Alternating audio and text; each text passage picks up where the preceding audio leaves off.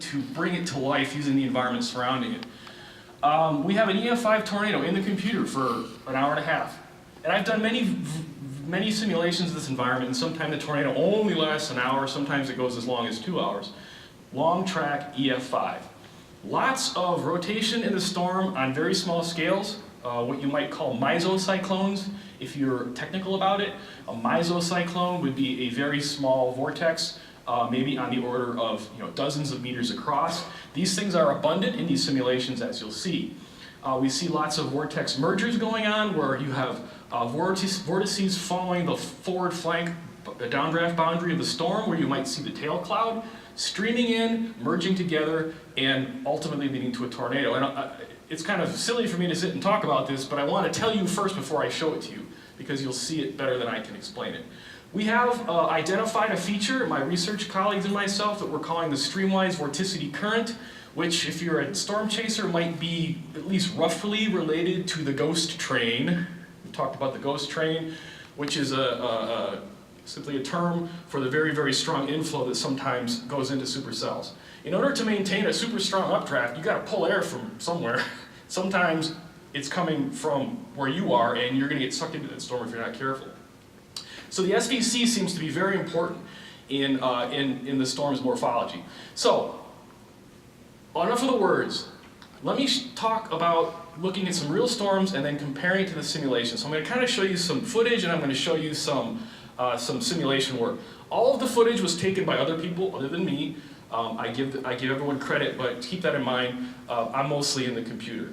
So we've done a lot of storm chasing, a lot of observational work with supercells and tornadoes. Let's take a look at some real ones to get our sort of our basis here. So some of the footage I'm going to show you is from Hank Shima. He's Picos Hank on YouTube. I encourage you to subscribe to his channel. He's one of the he's a very, very interesting fellow and a very, very good photographer, videographer. He takes some wonderful pictures of supercells and tornadoes. So here's one we're showing some of the general supercell characteristics. Rotating updraft, which is a fancy word for that, is mesocyclone. The tornado beneath that mesocyclone, you can see some what appears to be debris near the ground underneath the tornado, and an inflow band, or something looking like a tail cloud. And beneath that inflow band, you can see a little rain foot. That's the forward flank of the storm, and that turns out to be a very important part of the storm in my simulations. Here's another picture of an actual supercell. You can see this big wedge tornado. You can see air from the right streaming in. That's the tail cloud again. You can see the rear flank. In fact, I've annotated all these. I can show you that. These are the different components. And I'll do this repeatedly to sort of get our bearings here. So, why did I show this particular picture? It's kind of hard to see with the contrast, but the tail cloud here is very obvious. It's a very low streaming in cloud that's feeding and sort of rising into the storm. This looks a lot like a feature that the SVC feature that we're talking about, and it's certainly roughly in the right region for that. Now this is one of my simulations. So what I've done is I've taken a piece of the simulation, because it's much bigger than what you're seeing here, just to show you the same kind of perspective. So there's our tiny little tornado, or tiny with respect to everything surrounding it. Here's your tail cloud, your mesocyclone, your updraft, your rear flank, and your forward flank.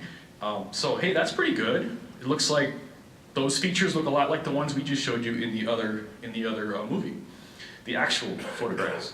I couldn't not show some GOES 16 stuff, because even though I'm in the computer a lot, this stuff jazzes me like you can't believe. We can now see these storms on a much faster scale. You've got 1 minute data. You can see gravity waves sort of like dropping a stone into a pool, watching them shoot out from the overshooting tops. You can see all sorts of neat stuff. Talking to Tim earlier, he said, oh, there's this feature that people think might be associated with extremely strong updrafts that occur. So I am looking forward to doing more with observational data in order to, because ultimately I want to understand more about tornadoes. And you need multiple ways of looking at it. But one of the things to also keep in mind when you look at this kind of image is how many different storms you see. Real outbreaks can be made very complex by multiple cells in one area. Those types of interactions can make forecasting a real challenge. You don't typically get the isolated supercell just doing its thing. Now, I'm going to show this over and over again. This is a loop. Because that motion, I want you to sort of be thinking of this motion. What do you see here? You see a rotating wall cloud. You see a tail cloud streaming in, the forward flank, and there's the rain foot. So this is the forward flank of the storm. This tail cloud forms along the boundary is where the cold air from the storm's outflow meets the air ahead of it in the environment. Here's another loop, okay, the same basic thing. Tail cloud, kind of a small one, forward flank, rear flank, wall cloud rotating, tornado descends out of the wall cloud. You know, what's going on? What makes that tornado form? Why did it form then? Why didn't it form earlier? Why did it form at all? These are the kind of questions that we're trying to answer. And notice the explosive upward growth of the cloud field here. The updraft, everything you see here is in an updraft, basically. Okay, so let's take a peek. So here's the storm as seen from like a couple hundred kilometers. This shows you the full domain of the simulation that I'm spending a lot of time focusing on. I'll sort of come closer and closer to give you a sense of scale. Keep in mind, in order to resolve that so-called tiny tornado, you know, we need to have hundreds of grid points or grid cubes that cover that little tornado. So this kind of gives you an idea